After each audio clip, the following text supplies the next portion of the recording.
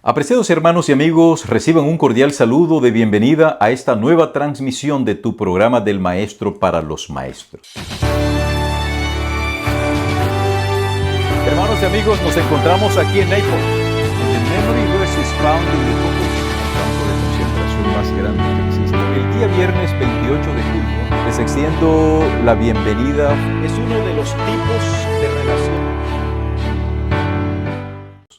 Para esta semana vamos a estudiar un tema que lleva como título Un día en el ministerio de Jesús. Pero antes yo tengo que agradecer a cada uno de ustedes que tomaron el interés de darle like a este video anterior, al video anterior. No está de más, hermanos, que tengamos esta sana costumbre. Hay algunos hábitos que vamos adquiriendo en la medida en que la sociedad se va desarrollando. La tecnología tiene unos patrones que para muchos de nosotros que no nacimos en el momento de esta explosión tecnológica nos resulta difícil. Y una de ellas es la costumbre de darle like, es decir, esa manito que está allí, usted la pulsa. ¿Por qué hago mucho énfasis en estos dos videos? Porque es importante que entendamos que a menos que nosotros como cristianos nos unamos y le digamos a ese algoritmo que no piensa aparentemente que estos videos son importantes para que ese bendito algoritmo publicite estos videos y muchísimas personas, millones de personas, puedan tener acceso a estos materiales. Muchísimas gracias a quienes dieron like y a quienes se han suscrito. A los nuevos suscriptores, bienvenidos. Ustedes son, junto con los anteriores suscriptores, los primeros suscriptores, ustedes son razón de ser de este canal. Antes de entrar propiamente en el estudio de esta semana, vamos a compartir algunos elementos del estudio del libro de Marcos. Por ejemplo, Marcos es el más breve de todos los relatos de los evangelios sinópticos. ¿Qué son los evangelios sinópticos? Son tres: Mateo, Marcos y Lucas. ¿Por qué se le llaman sinópticos? Porque pueden hacerse una comparación entre ellos. Se puede comparar el relato que hace Mateo sobre una experiencia de Jesús con el relato que hace Marcos y Lucas de la misma experiencia de Jesús. Juan no es considerado sinóptico. Otro detalle que es importante que usted como estudiante o como maestro de escuela sabática lo tenga en consideración es que la narración que hace Marcos del ministerio público de Jesús es vívida, es vigorosa y es dinámica. Marcos culmina su relato con la pasión, con la muerte y la resurrección de Jesucristo. Pero para Marcos, los sucesos de la última semana que Jesús vive en Jerusalén son tan importantes que ocupan más de la tercera parte del libro. Y desde el ministerio de Juan el Bautista hasta la resurrección de Jesús, el énfasis de Marcos está puesto en los milagros que Jesús efectúa. Está tan interesado Marcos en la narración de esos milagros que los detalla de una manera impresionante. Sus relatos son minuciosos de los detalles. Si comparamos con otros evangelios, las enseñanzas de Jesús para Marcos tienen menos importancia que sus actos. No significa esto que en el libro de Marcos Jesús no brinde enseñanzas. Claro que sí. Hay bloques de enseñanzas, como las parábolas en el capítulo 4. Tenemos también el discurso apocalíptico del capítulo 13, pero el énfasis de Marcos está puesto en que Jesús es un hombre que hace milagros poderosos. Y se hace milagros poderosos acompañado de una vida de bondad, de misericordia hacia las personas, es porque quien está efectuando ese milagro tiene que ser Dios. Por eso Marcos identifica a Jesús como el Hijo de Dios. Con este marco referencial vamos a orar para dar inicio al repaso formal de la lección de esta semana. Oremos. Padre nuestro que estás en los cielos, Muchas gracias por darnos vida, por darnos salud y muchas gracias por permitirnos estudiar de tu santa palabra. En esta hora, además de pedir la unción de tu Espíritu para que podamos entender el tema, también oro por algunos miembros de la familia Emergencias Bíblicas que han expuesto situaciones de dolencias, de enfermedades, de situaciones familiares, económicas. Por favor, Señor, toma atenta nota de ello y conforme a tu voluntad, respóndenos, porque todos estamos necesitados de ti. Acompáñanos pues en esta hora, lo pedimos en el nombre de Jesús. Amén. Cuando llega el sábado y después que hemos asistido al sermón, nos regresamos a la casa, yo recuerdo que personalmente en mi familia paterna teníamos las horas de la tarde del sábado por ahí entre 5 o 6 de la tarde, cuando ya el sol empezaba a declinar, nos reuníamos para repasar o para estudiar la parte del sábado, que normalmente es corta. Vamos a hacerlo a continuación. El versículo de memoria para la lección de esta semana lo encontramos en el Evangelio de Marcos, el capítulo 1 y el versículo 17, y dice de la siguiente manera: Y les dijo, vengan en pos de mí y los haré pescadores de hombres. Bonito, ¿verdad? Vengan en pos de mí y los haré pescadores de hombres. Esto no es habitual. Uno pesca peces, pero pescar hombres, ese es nuestro Salvador. Saben, cada evangelio presenta el inicio del ministerio de Jesús de una manera diferente.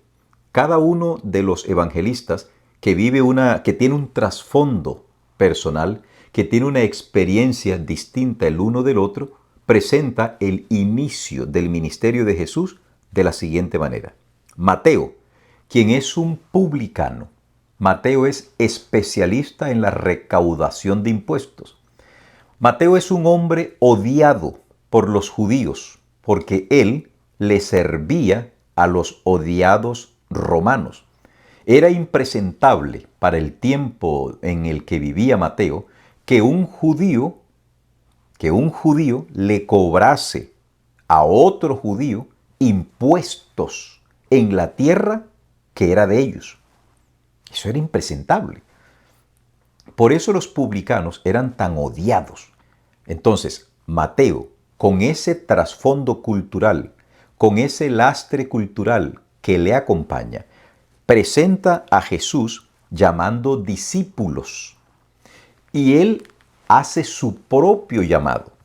Es muy bonito la manera como Jesús llama a Mateo. De esto, otra materia u otro tema se escribirá para hablar del llamado de Mateo. Pero Mateo presenta entonces a Jesús luego en el Sermón del Monte, un sermón vigoroso del que mucho se ha dicho, mucho se ha escrito y mucho se ha predicado. Veamos ahora cómo presenta Lucas el inicio del ministerio de Jesús. ¿Quién era Lucas? La Biblia describe a Lucas como un hombre de origen griego. Era médico de su tiempo, pero también incursionó en el mundo del periodismo de su tiempo. Hechos de los Apóstoles y Lucas son los dos libros que este hombre escribió. La prosa de Lucas es exquisita. ¿Cómo presenta él entonces a Jesús? Lo presenta en un sermón, en un discurso de inauguración de su ministerio allá en la sinagoga de Nazaret. Nazaret era proverbial en la época. No es un mero acto periodístico que tiene en consideración Lucas. No, él intencionalmente, por supuesto bajo la inspiración del Espíritu Santo, presenta el ministerio de Jesús allá en Nazaret. Nazaret, como les dije, era proverbial. La gente de Nazaret era mala, era vulgar, inculta, tenían unas conductas torvas, tanto que cuando uno de los discípulos de Jesús, o uno de los que llegaría a ser discípulo de Jesús, le dice al otro, Natanael y Felipe, le dice, ven, hemos encontrado al Mesías, ¿sí? De Nazaret. ¿De Nazaret? ¿Y acaso de Nazaret puede salir algo bueno? Por eso Lucas presenta el inicio del ministerio de Jesús en un lugar que no era para nada recomendable para vivir. Veamos ahora cómo lo presenta Juan. Acuérdate, Juan no es sinóptico, pero también tiene un inicio del ministerio de Jesús. Y en este caso, preguntémonos, ¿quién era Juan? Juan era un pescador. Por lo que detectamos del relato bíblico, Juan tenía cierta posición económica. Y él, como buen pescador, se encontraba, adivinen, haciendo qué. Bien, lo dijiste bien, lo pensaste bien, pescando. Estaba en la orilla del mar de Galilea remendando sus redes después de una faena piscícola. En ese estado, en esa condición, llega Jesús y se lo encuentra. Es llamativo que Jesús normalmente encuentra a quienes han de ser sus discípulos en el lugar de su trabajo. Encontró a Mateo sentado en la mesa de los tributos públicos.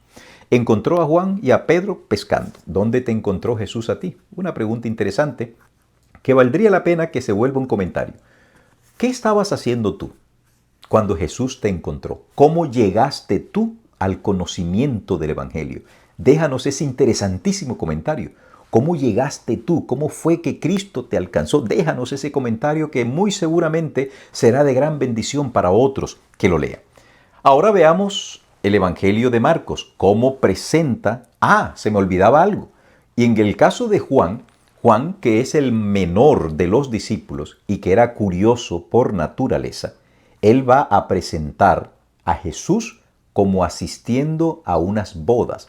Y es el único de todos los evangelistas que presenta el primer milagro que Jesús realiza allá en las bodas de Caná. Pasemos ahora a hablar de Marcos. Ya hemos entendido que Marcos o Juan Marcos era un muchacho joven cuando Cristo empezó su ministerio. Sabemos que tenía cierta posición económica por las descripciones que ya vimos en la semana pasada que se hacen de él. Pero era un hombre también vigoroso. Recuerda que él salió corriendo cuando fue a visitar la tumba de Jesús o cuando estaban matando a Jesús. Él salió corriendo y dejó la ropa tirada. Era un hombre vigoroso. Entonces Marcos presenta a Jesús como llamando a 4 discípulos. Pero el dato más importante que personalmente destaco de Marcos es que él pone su énfasis en el análisis que hace de Jesús en 2 aspectos de la vida de Jesús. En primer lugar, en sus actos milagrosos. Y en segundo lugar, en el hecho de que Jesús pareciera que de manera intencional hace muchos de sus milagros en el día sábado. ¿Por qué?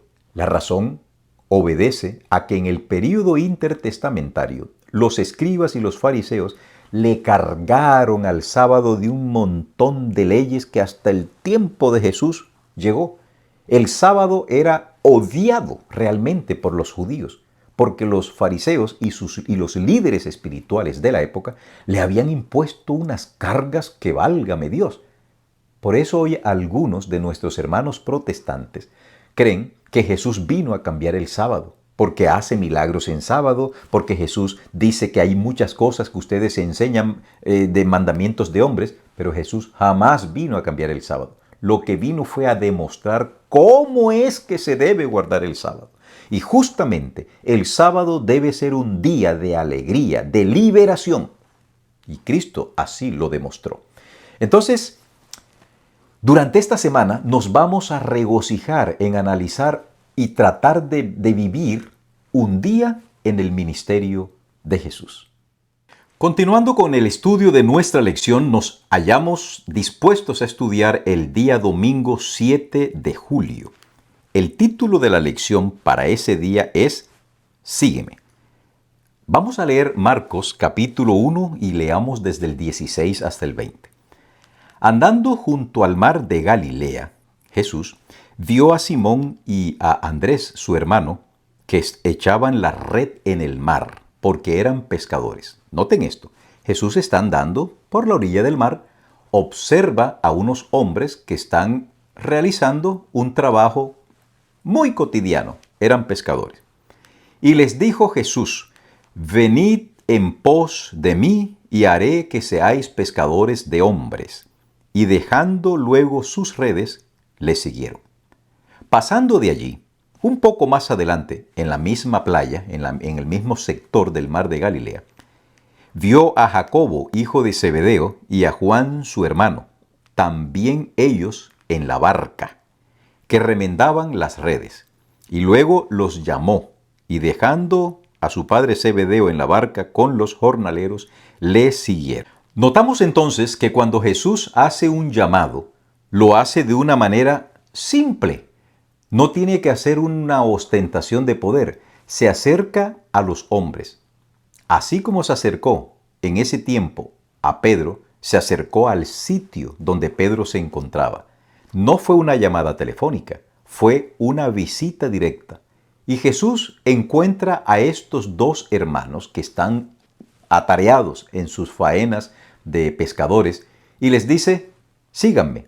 La evidencia sugiere que la decisión que tomaron tanto Pedro como Andrés, su hermano, de seguir a Jesús no fue una decisión repentina.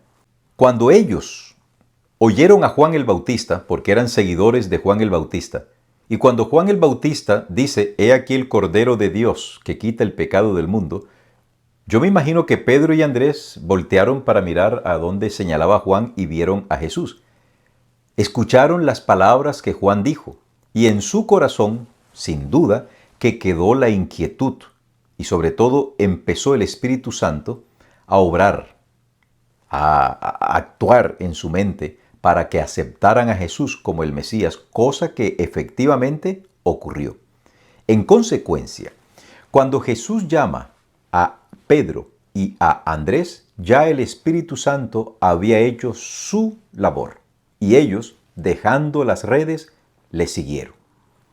Más adelante, Jesús sigue caminando, no sé si en compañía de Pedro y de Andrés, posiblemente, y se encuentra con Juan y con Jacobo. No tenemos que ser unos doctores en teología para imaginarnos que en un pueblo de pescadores todos se conocían. Por lo tanto, Juan, Jacobo, Pedro, Andrés, Zebedeo, eran conocidos, eran amigos, porque practicaban el mismo oficio. Y entonces cuando Jesús se encuentra a Juan y a Jacobo, el narrador presenta un dato interesante. Ellos dos, Juan y Jacobo, estaban en la barca con su padre. El autor de nuestra lección, de una manera aguda, de una observación aguda, dice, el hecho de que a Pedro y a Andrés se le encuentre en la orilla del mar, tirando las redes, y no se mencione una barca, sugiere de que Pedro y Andrés no tenían tanto recurso económico, mientras que cuando se habla de Juan y de Jacobo se presenta de que están en una barca y están remendando redes, lo que sugiere que estos dos hermanos junto con su padre tenían un modo de vida un poco mejor que Pedro y que Andrés. Aquí salta a la vista una lección. No importa si tú eres pobre, no importa si tú tienes una mejor condición, el llamado que Dios te hace a ti es abandona esto y sígueme a mí. ¿Quería acaso Jesús que Pedro y Andrés, Juan y Jacobo no tuviesen de qué vivir? No, queridos, no podemos interpretar esto. Cuando dice le siguieron es porque de ahora en adelante ellos van a prestarle atención al ministerio de Jesús, a las enseñanzas de Jesús. Pero es evidente que ellos tenían que seguir pescando para poder sostener a sus familias. No es el sentir de Dios de que un hombre lo siga a él y deje tirada a su familia aguantando hambre. Nunca pase por nuestro pensamiento algo como esto. ¿Qué vas a hacer tú hoy? Jesús te está diciendo a ti, sígueme. ¿Qué objeción le estás planteando tú a Dios? ¿Acaso es tu familia? ¿Es tu trabajo? ¿O eres tú mismo que todavía tienes demasiado interés y gusto por las cosas del mundo? Evalúate, porque hoy nuestro Señor te está diciendo a ti, sígueme. ¿Tú recuerdas el culto, el sermón que más te ha impactado en tu vida? ¿Lo recuerdas? Bueno, eso es precisamente el título de la lección para hoy, lunes 8 de julio. Un inolvidable servicio de adoración. Vamos a leer Marcos capítulo 1, versículos 21 al 28. Y entraron en Capernaum, y los días de reposo, entrando en la sinagoga, enseñaba. Noten ustedes, Jesús no vino a eliminar el sábado. La actitud de Jesús, la conducta de Jesús en el día sábado era que siempre asistía a las sinagogas, por respeto al mismo día que él instituyó. Y se admiraban de su doctrina, porque les enseñaba como quien tiene autoridad, y no como los escribas. Pero había en la sinagoga de ellos un hombre con espíritu inmundo que dio voces, diciendo: «Ah, ¿qué tienes con nosotros, Jesús Nazareno? ¿Has venido para destruirnos? Sé quién eres, el Santo de Dios». Pero Jesús le reprendió, diciendo: «Cállate y sal de él». Y el espíritu inmundo, sacudiéndole con violencia y clamando a gran voz, salió de él. Y todos se asombraron, de tal manera que discutían entre sí diciendo: «¿Qué es esto? ¿Qué nueva doctrina es esta, que con autoridad manda aún a los espíritus inmundos y le obedecen?» Y muy pronto se difundió su fama por toda la provincia alrededor de Galilea. Este fue un sábado muy especial. Acuérdate, Jesús está en la sinagoga. ¿Cómo es posible que en la sinagoga haya un hombre poseído por un demonio? No debe ser sorprendente. Un dato: no todas las posesiones demoníacas tienen una connotación o una presentación de dominio, de gritos, no.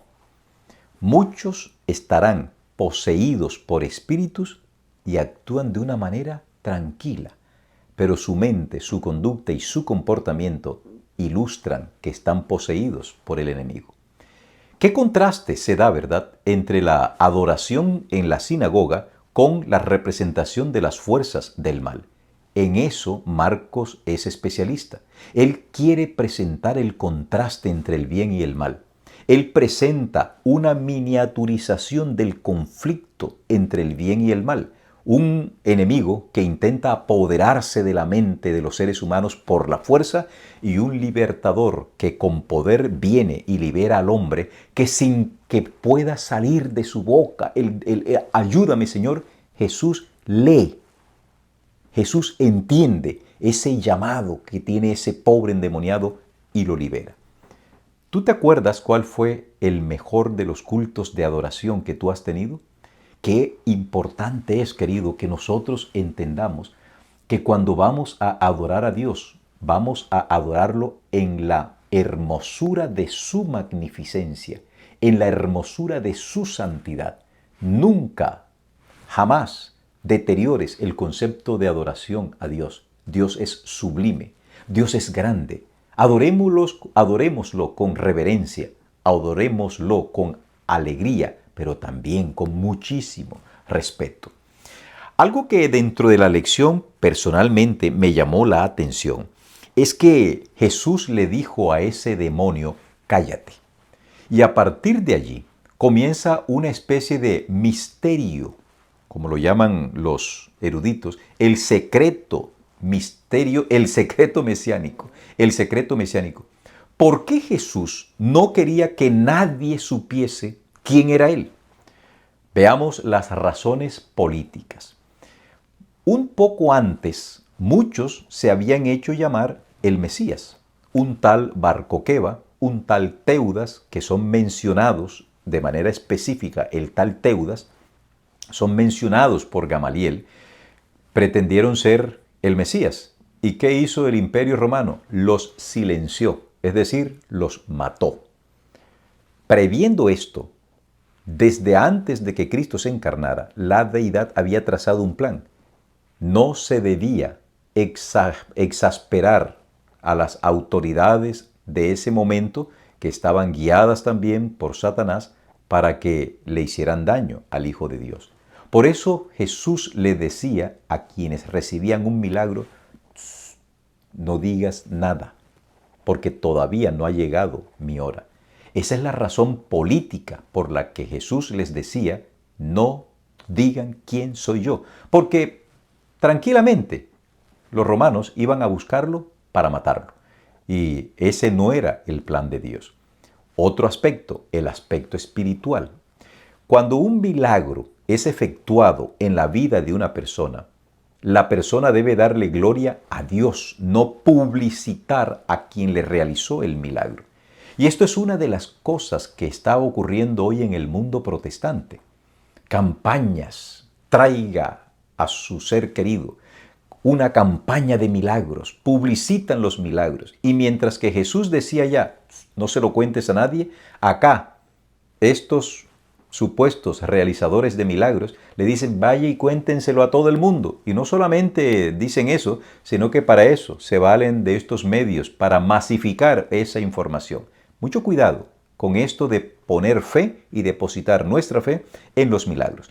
Algo que sí debemos nosotros recordar es, acuérdate, ¿cuál fue el mejor culto, el mejor acto de adoración que tú has tenido en tu vida? ¿Te gustaría replicarlo?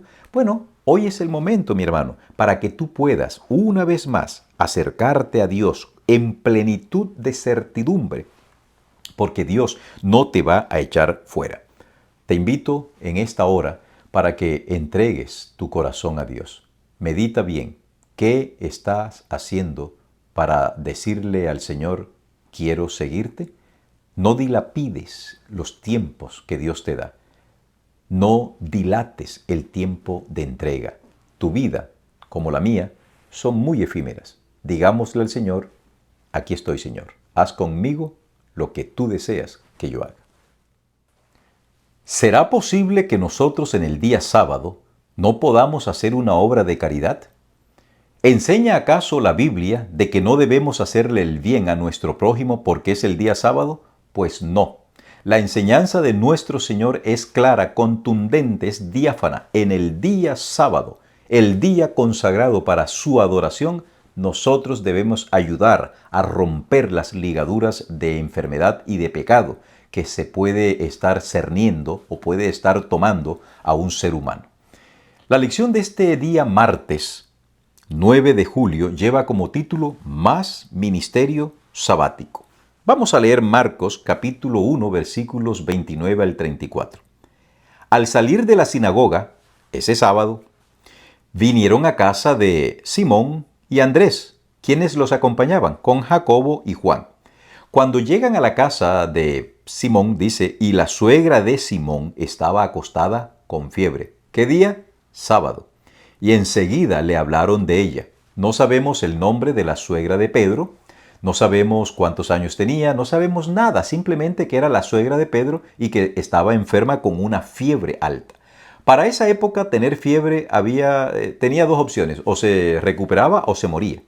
Los métodos diagnósticos que hoy nosotros tenemos, los medicamentos que ayudan a rebajar la fiebre no eran tan conocidos o probablemente no eran conocidos en el tiempo de Pedro.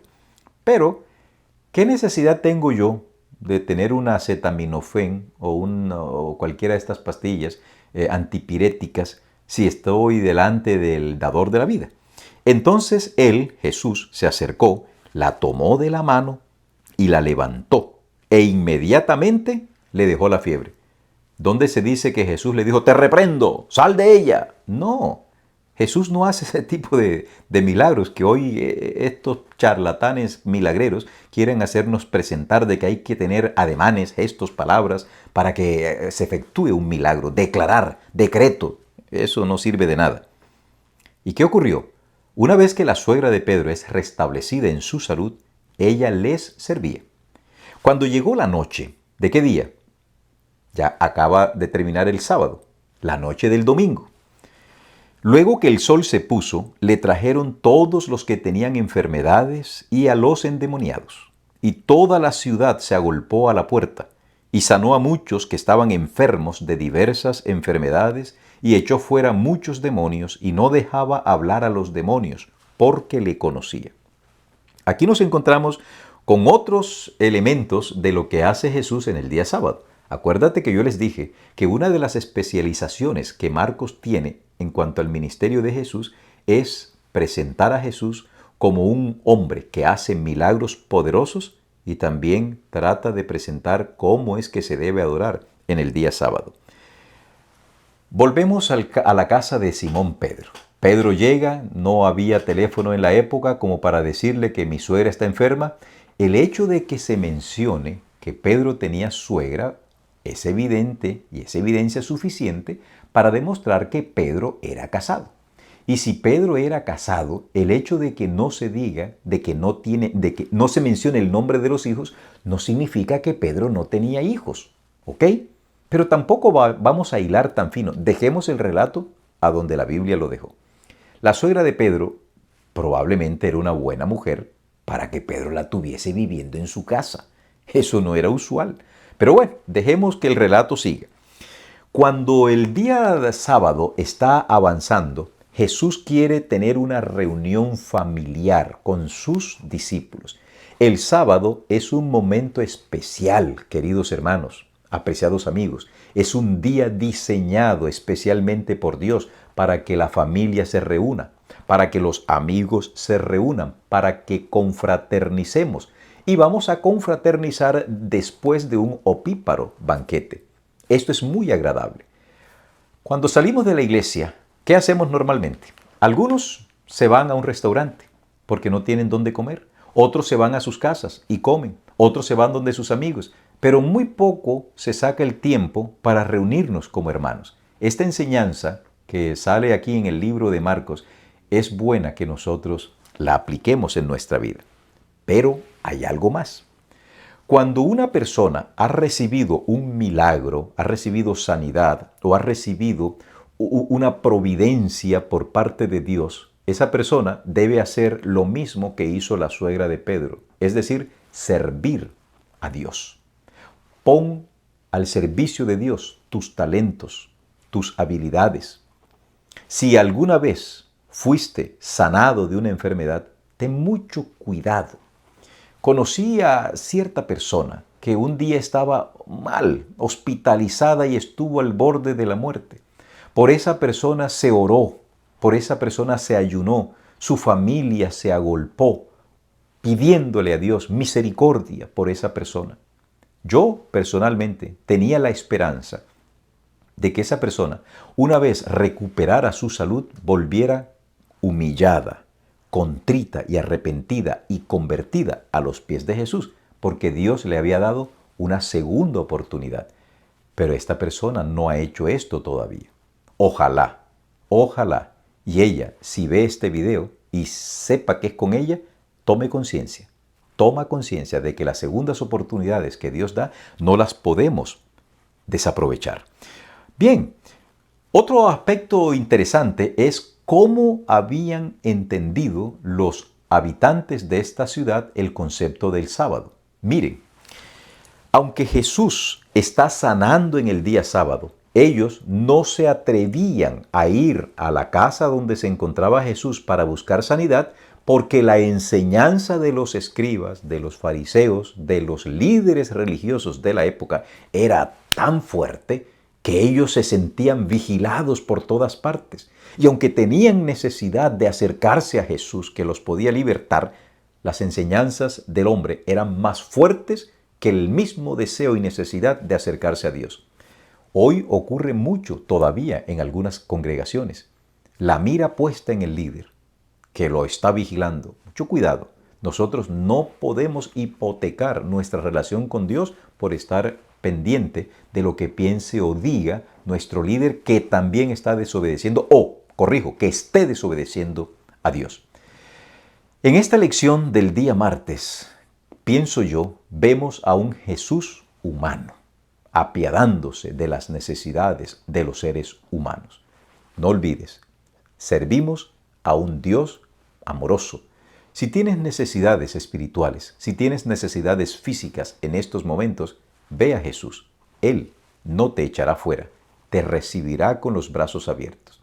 Pero antes de solicitarle a Dios un milagro en tu vida, una restauración de salud, Dios te va a pedir a ti que evalúes tu vida para saber si estás en armonía con lo que Él te ha enseñado y no sea que la violación de alguna de las leyes de la salud es la que te tenga a ti postrado o a tu ser querido postrado.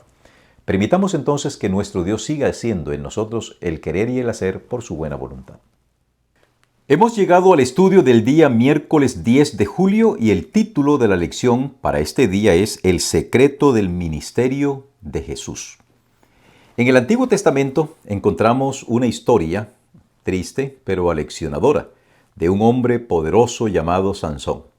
Se metió con una mujer llamada Dalila, proverbial por su astucia y por la inquina con la que quiso descubrir el secreto de la fuerza de Sansón. Y lo logró. Descubrió cuál era el supuesto secreto de la fuerza de Sansón. Pues bien, hoy vamos a estudiar que Marcos está interesado en presentarnos a nosotros cuál es el secreto que hay en el ministerio de Jesús. ¿Por qué Jesús tiene tanto poder para realizar milagros? ¿Por qué tiene esa capacidad de impactar la vida de las personas con quienes se relaciona? Y Marcos pronto lo va a descubrir. Resulta que él está interesado en que nosotros entendamos que Jesús tenía un secreto bien guardado y ese secreto era la oración. Ese era el secreto de Jesús. Vamos a leer en Marcos capítulo 1, versículos 35 al 39. Levantándose muy de mañana, siendo aún muy oscuro, salió y se fue a un lugar desierto y allí oraba. Acuérdense, queridos, que hemos dejado a Jesús después de haber tenido un día sabático bien intenso. Bien entrada la noche, él todavía estaba sanando enfermedades, estaba expulsando demonios, estaba resolviendo las necesidades físicas de la población del pueblo de la ciudad donde se encontraba la casa de Pedro, que presumimos era Capernaum. Se termina la noche y Cristo se va a acostar. La Biblia no dice eso, pero es lógico que así lo hizo. Muy temprano en la mañana se levanta.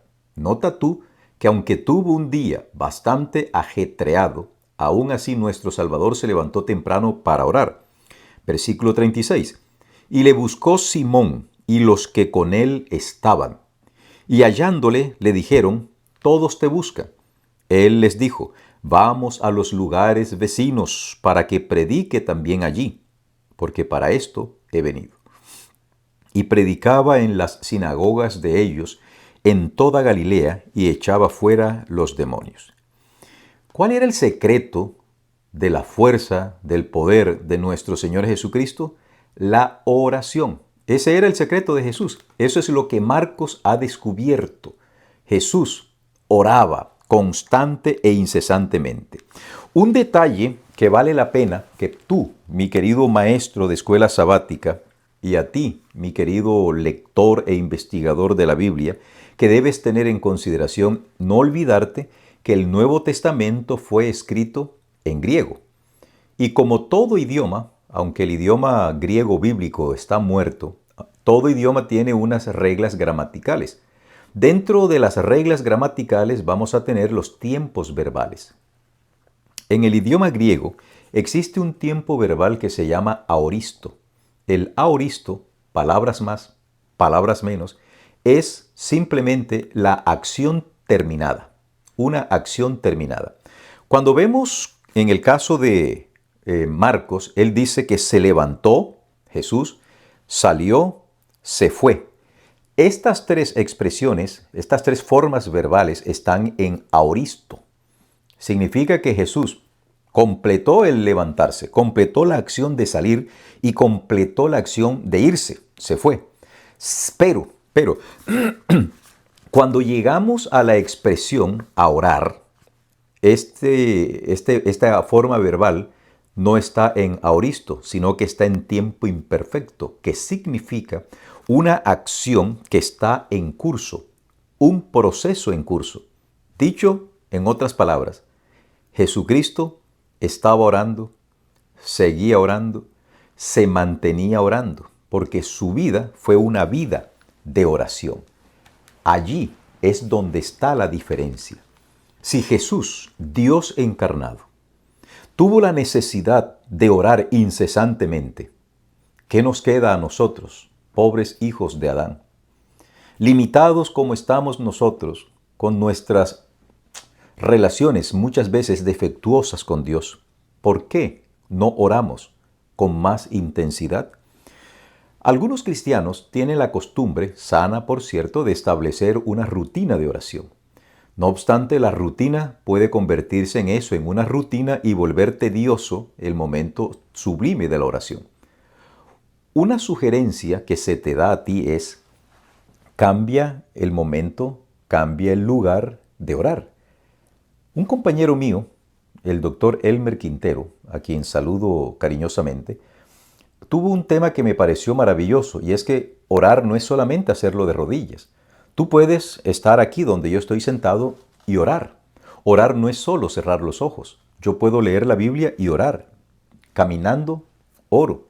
Comiendo, oro. Me estoy bañando, oro. Estoy sentado, oro. La ergonomía de la oración no existe en el texto bíblico. Cuando hablo de ergonomía, me estoy refiriendo a la postura, a las posiciones que debemos adoptar para la oración. Siempre debe haber reverencia, pero no olvides que lo que Dios más desea no es una postura. Si esto no fuese así, la parábola del publicano y del fariseo no contuviese este elemento ergonómico. El fariseo, puesto en pie, mirando solemnemente y muy jactancioso, oraba consigo mismo. ¿Recuerdan ustedes esa parábola? Mientras que el otro no era capaz de levantar el rostro. La posición no es lo importante. Con ello no quiero significar que yo me puedo orar en la iglesia de cualquier forma, pero tengamos mucho cuidado de convertir la ergonomía de la oración en lo más importante. Si tú no te arrodillas, Dios no escucha la oración. Eso no es verdad. O si tú oras acostado, Dios no escucha la oración. Eso tampoco es verdad. El Salmo 4 dice: meditad estando en vuestra cama. Acostado. La oración debe ser una actitud, y esa era la actitud que tenía Jesús. Todo el tiempo oraba. Pienso, hermanos, creo, amigos, que la lección está clara. ¿Cuál era el secreto del ministerio de Jesús? Su constante dependencia de Dios. ¿Y cómo lo lograba? Por dos vías. En primer lugar, él se apartaba a un lugar solitario para tener un contacto con Dios y oraba. Allá, en la intimidad de la reflexión con su Padre Celestial, Jesús abría su corazón como humano que era y esperaba de parte de Dios recibir la instrucción correspondiente para el día que iba a enfrentar. Eso también lo podemos hacer nosotros. Jesús nos dijo: porque ejemplo os he dado. Y no solamente nos dio ejemplo cuando aparece esta declaración en el Evangelio de Juan, que está relacionado con el lavamiento de los pies. Jesús nos dio ejemplo en todo, y en cuanto a la oración, creo que es un ejemplo dignísimo de imitar. Así que, como estamos hablando de la oración, vamos a orar, vamos a orar. Querido Dios, en estos momentos abrimos nuestro corazón a ti. Estamos agradecidos a ti por la vida que nos das. Permítenos disfrutar de esta vida de una manera sabia, útil, provechosa, para ti, Señor, para nuestro prójimo y para nosotros también. Ayúdanos hoy a orar más. Te lo pedimos en Jesús. Amén. A orar se dijo. ¿Qué tan bueno eres tú para guardar secretos? Precisamente la lección del jueves 11 de julio lleva ese título. ¿Puedes guardar un secreto? Vamos a leer de Marcos capítulo 1 versículos 40 al 45. Vino a él un leproso, rogándole, e hincada la rodilla, le dijo: si quieres, puedes limpiarme. Y Jesús, teniendo misericordia de él, extendió la mano y le tocó y le dijo: quiero, sé limpio. Y así que él hubo hablado, al instante la lepra se fue de aquél y quedó limpio. Entonces, oído, prestad atención, está hablando Jesús. Entonces Jesús le encargó rigurosamente al exleproso y le despidió luego y le dijo: mira, no digas a nadie nada. Muéstrate al sacerdote y ofrece por tu purificación lo que Moisés mandó para testimonio a ellos. Guardó el secreto el exleproso, miren, pero ido él, comenzó a publicarlo mucho y a divulgar el hecho, de manera que ya Jesús no podía entrar abiertamente en la ciudad, sino que quedaba fuera en los lugares desiertos y venían a él de todas partes. Le hizo daño al ministerio de Jesús, daño, entre comillas, al ministerio de Jesús, el hecho de que este leproso no guardara el secreto? En la actualidad existe una serie de clasificación de secretos. Yo voy a presentar una clasificación de 3. Tenemos el secreto natural. El secreto natural es este en donde, te lo voy a ilustrar.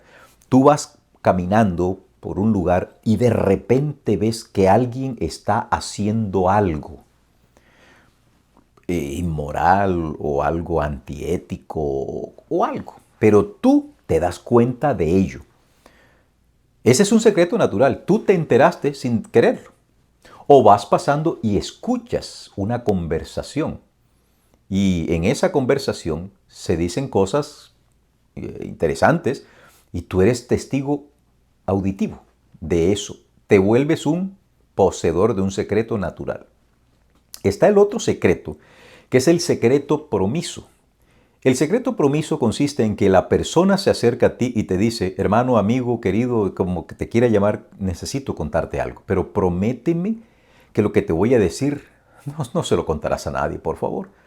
Por supuesto, el secreto promiso no puede involucrar un elemento legal. No vaya a ser que el que te diga, guárdame el secreto, hermano, lo que pasa es que necesito contarle algo.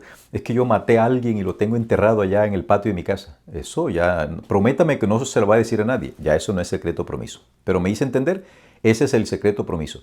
Cuando alguien te pide a ti, bajo juramento de promesa, no confesar lo que él te va a confiar. Y el tercer secreto es el comiso. Otros le llaman comiso. Y el secreto comiso es por la naturaleza de la acción, tú te ves obligado a guardar secreto. En mi calidad de docente y de pastor he tenido momentos en donde ciertas personas me han dicho cosas que son duras.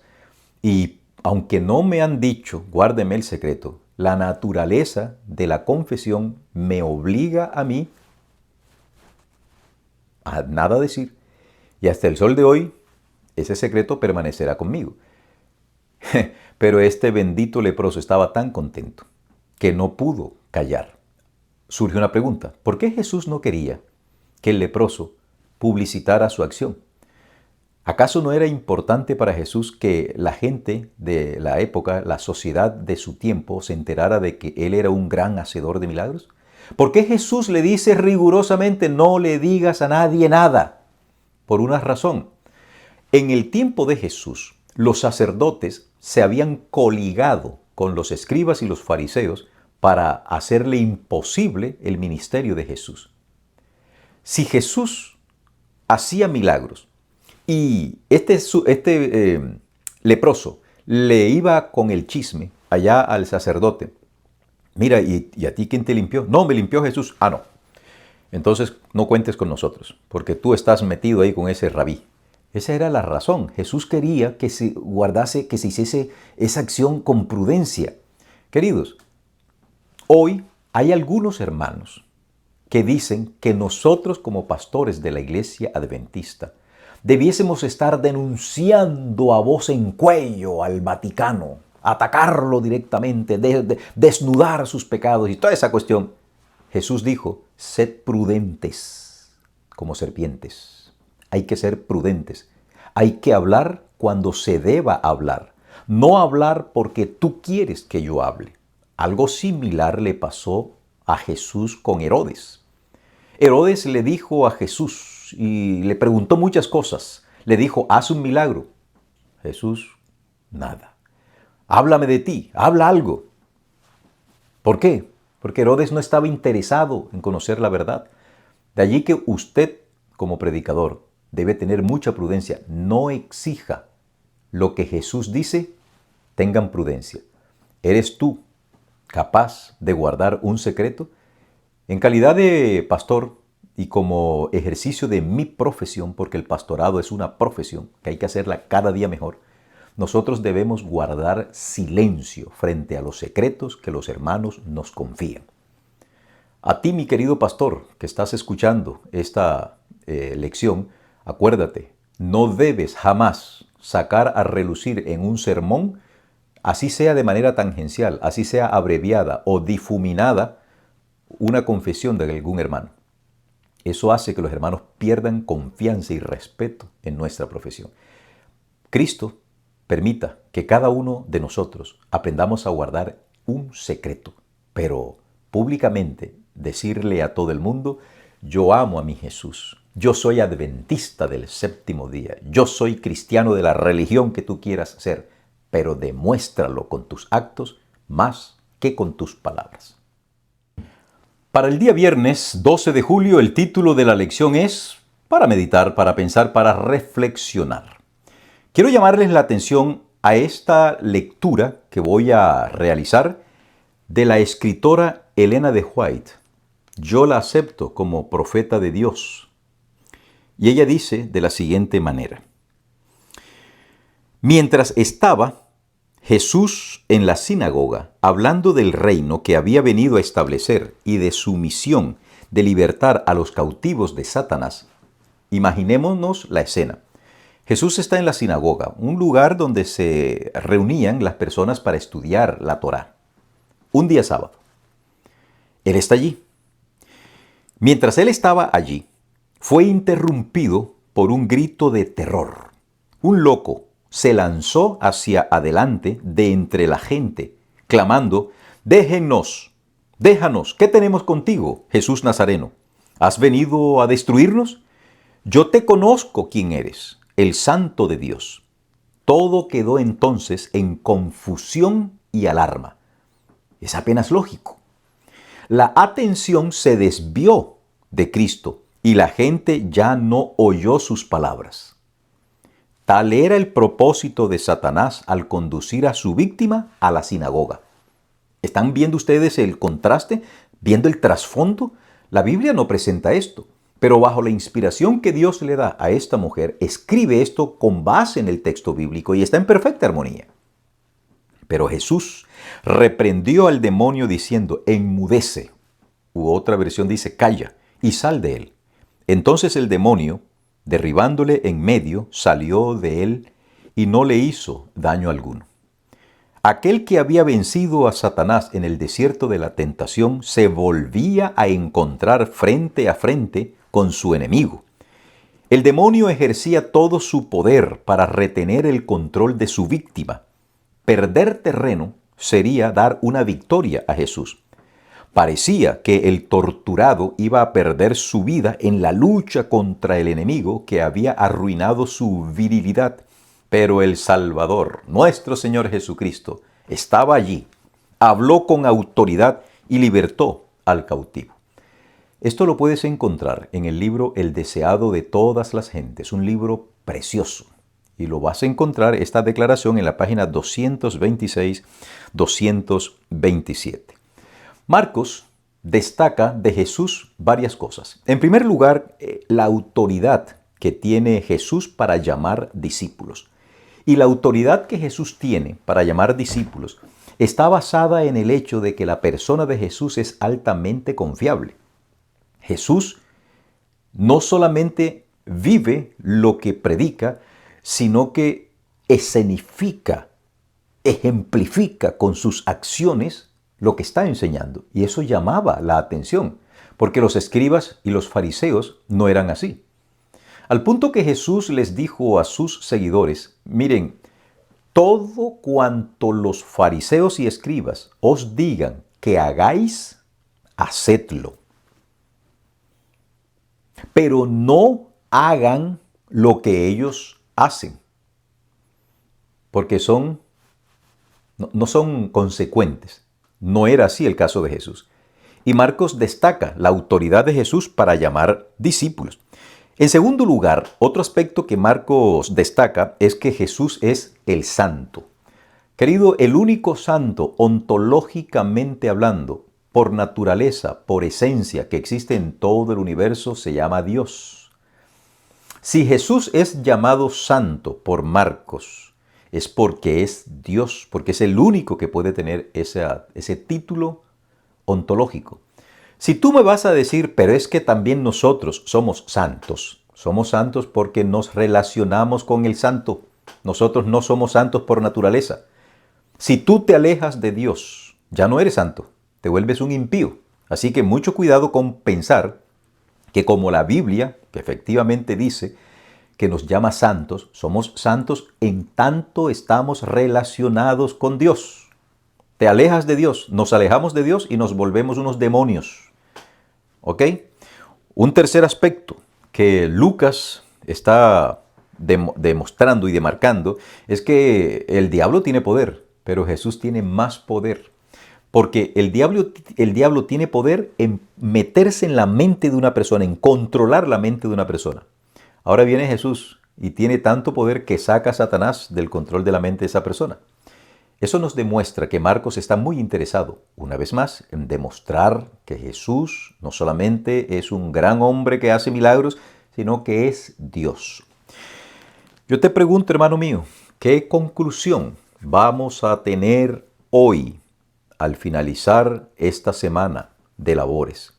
Hemos terminado el repaso de la lección, pero no es tan importante como tener claro los conceptos como sí interiorizar los conceptos. Muchísimas gracias por darnos la oportunidad de interactuar con ustedes. Déjennos sus comentarios. Aquellos que tienen necesidad de oración, déjennos sus pedidos. Por favor, oremos los unos por los otros. Este es uno de los grandes privilegios que nosotros tenemos, orar los unos por los otros. Que el Señor les bendiga, que el Señor les guarde en esta nueva semana y que podamos disfrutar de este sábado que ya se aproxima. Acompáñenme a orar para despedirnos. Padre nuestro que estás en los cielos, santificado sea tu nombre. Gracias, Señor, por darnos la oportunidad de estudiar este maravilloso tema de cómo es el poder, cómo es el secreto, cómo era un día en la vida tuya, Señor. Ayúdanos, pues, para valorar estas enseñanzas, para estudiar más de la Biblia y para vivirlas. Bendice a la familia Emergencias Bíblicas. En tus manos te las entrego. En el nombre de Jesús. Amén. El título de la lección para la próxima semana, no se me vayan, es el siguiente. Controversias. Ese es el título de la lección de la próxima semana. Controversias. Nos vemos en la próxima semana. Bendiciones.